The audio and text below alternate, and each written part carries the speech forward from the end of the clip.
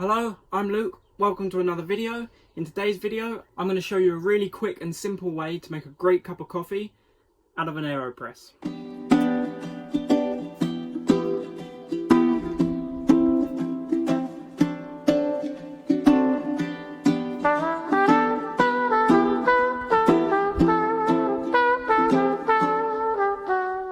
And also, I may look a little bit different. If you want to know what happened, then go and follow my wife's channel on YouTube, and you'll see what happened here.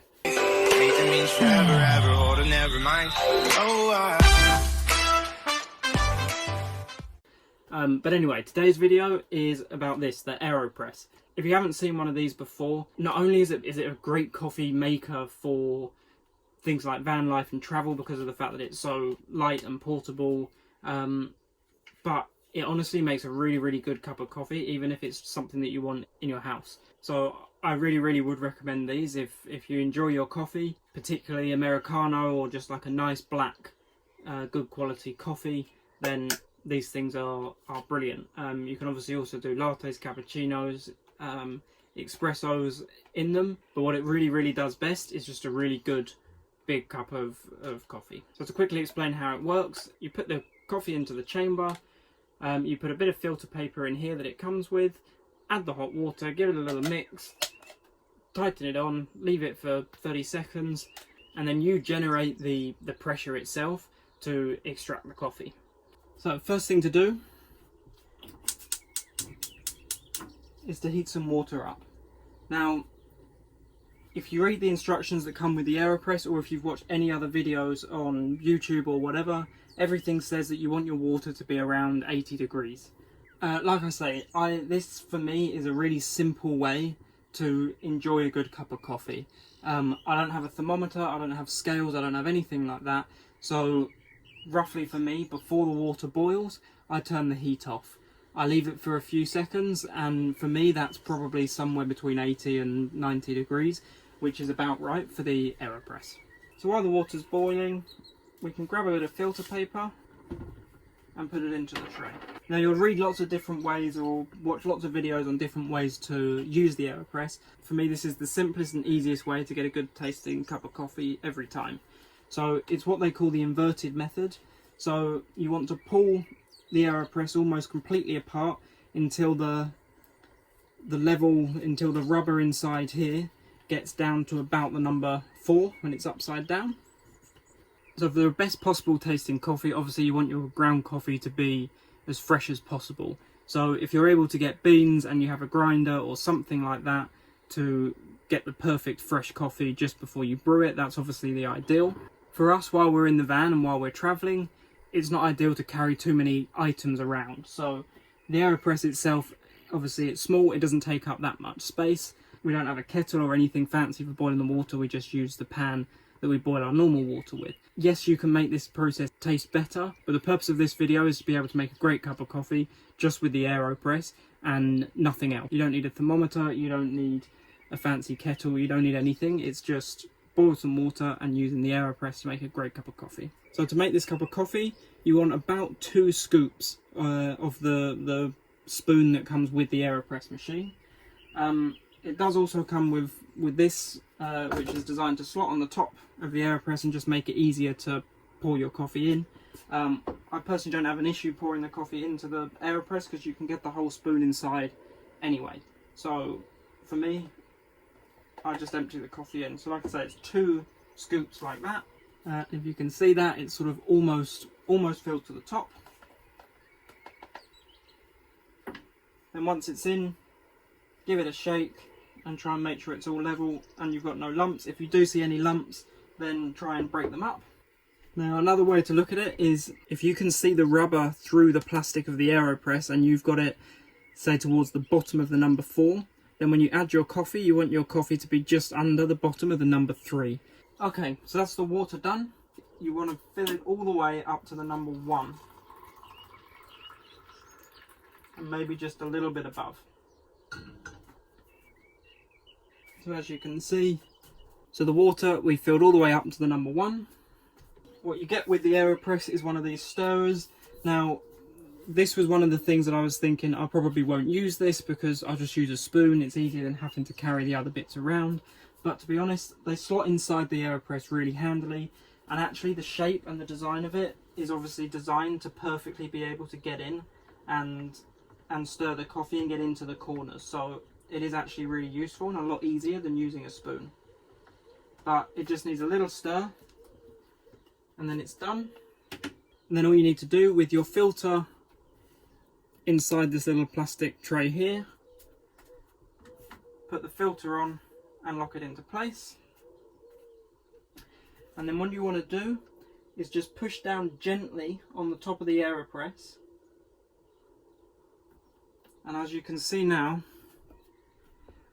there's no gap at the top. So before, you could see a gap of air. So the coffee was filled up from originally the number 4 to number 1, and then the gap from the number 1 to the top of the coffee was just air.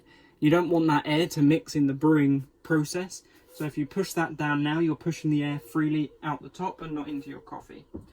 Now, you need to leave that for about 30 seconds. I personally don't normally drink my coffee out of a glass, but at least so that you can see the coffee coming out a little bit better, I'll film it going into a glass. So, simply we turn it over. The gravity and the fact that it's airtight means that no coffee should spill out, but do be careful when you're spinning it around not to spill any. And then once it's upside down, we literally just push down and slowly extract the coffee. You don't want to push too fast, but you don't want to push too slow either. And as soon as you hear the hiss, you stop pushing. And it's as simple as that. So you've now got a nice cup of coffee. Depending on what espresso you get and how fresh it is, if you can see through the side of the glass there's a little bit of creamer on top, but it's not got a thick creamer on top. If you want more of an espresso style coffee, then obviously you're going to need to make it a lot stronger, and you'll want to get one that's got more creamer on the top. But let's say for me, it's a normal Americano, so I'll take that coffee, pour it into my cup, and top it up with the remainder of the hot water. And there we have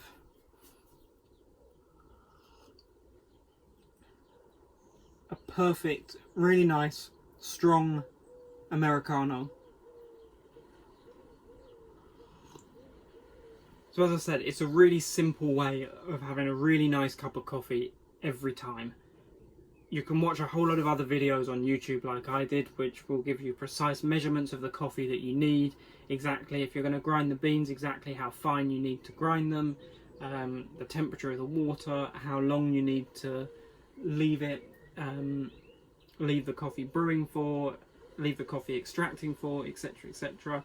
And yes, they can all change the taste of the coffee in an Aeropress quite dramatically, but to be honest, when I do it like this, as long as I get the level of coffee right and roughly I keep the timings the same, my coffee tastes almost identical every morning. So it's a really easy way to enjoy a cup of coffee without going too crazy. So just to give you an idea of what we were using before I got the Aeropress, is one of these Moka Pots. Now, normally the traditional sort of Italian ones are normally the sort of, I think it's a hexagonal design, but these ones I think are a bit more popular in Spain, or at least more easy to find in Spain. These also make a really good strong cup of coffee, but you have to be so much more precise with this, and it's so much easier to ruin the taste of your coffee by overcooking it and burning it, etc, etc, and you normally tend to get quite a bitter taste out of one of these coffee pots. As I say, for me, comparing one of these to the Aeropress wins every time, as it's so much easier to get a nice cup of coffee. And actually, even when you're using exactly the same coffee, and even if you're being very careful when you try and get everything correct with a Moka Pot, I still find that it's a slightly more bitter taste. So if you like that, maybe the Moka Pot is more suited for you. But I'll be honest, the flavours that you get from the coffee, obviously depending on what coffee beans you get or what ground coffee you get. I find that the Aeropress extracts those flavours so much more, and you'll get a much fruitier or darker or whatever, depending on the ground that you use. The Aeropress extracts the flavours a lot better, and you just tend to have a much more flavourful cup of coffee. One of the other reasons why I wanted to go with the Aeropress versus the Moka Pot, or why we moved from the Moka Pot and bought an Aeropress, is also due to the cleaning. So if you've ever used one of these devices, you'll know that the easiest way to clean it is to let it cool down. You take the pot apart, you empty out the remaining coffee that you've got in there, you give the bottom of the pot a little bit of a rinse, and normally every, I don't know, 2 or 3 cups of coffee, I used to take this rubber seal out and take the metal filter out and then give it a proper rinse inside. Again, same thing, you got to take this out, give this a good rinse, and then rinse the bottom part as well. It's a bit fiddly, and like I say, if you're trying to do it too soon while it's hot, then you're going to burn your hands because all the metal is very hot. So it just isn't as convenient to make a quick cup of coffee with one of these and also clean the device afterwards. Also, once you've cleaned it, you've now got 3 things to try and balance, which in the van we don't really have any drying space, so it's a bit awkward to try and balance and dry these things out in the van. For the Aeropress, however, we've obviously got the stick that we use to clean the Aeropress with, so I can give that a slight clean. That's now cleaned. Then with the actual Aeropress itself, you can take the plastic cup off, and obviously this needs to be cleaned. Just rinse with water. Now you can actually take, if I push this up, you can see they call it the puck. You can see the puck of coffee here that sits underneath your filter paper. If you want, you literally just push this through and push the whole puck into your bin, and that's it. It's done. You then give it a quick rinse, and it's finished. It's cleaned. However, the designer of this Aeropress system does say you can reuse these filter papers maybe 3 or 4 times, and I usually reuse ours, maybe sometimes as many as 5 times, depending on how quickly I've washed it after I've used it. They can stay very clean for a very long time. And it's a really easy thing to clean. You just rinse the coffee off.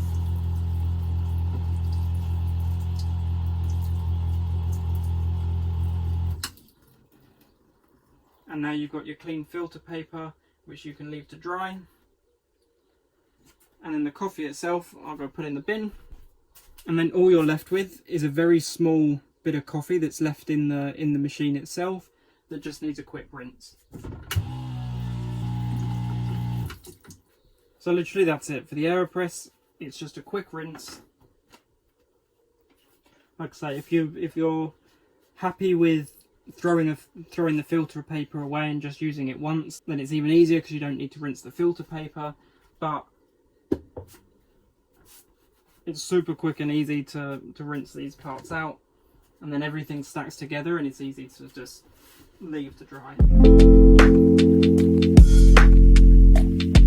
Okay, so thanks so much for watching. If you found this video helpful, please make sure you give it a like, and if you haven't already, subscribe below.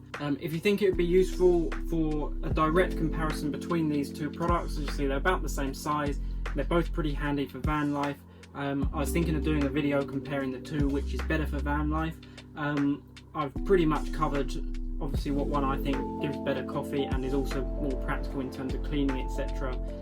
For van life anyway. But if you want me to do another video and compare the 2, just drop it in the comments below and I'll put one together. So thanks again for watching, and I'll see you in the next video.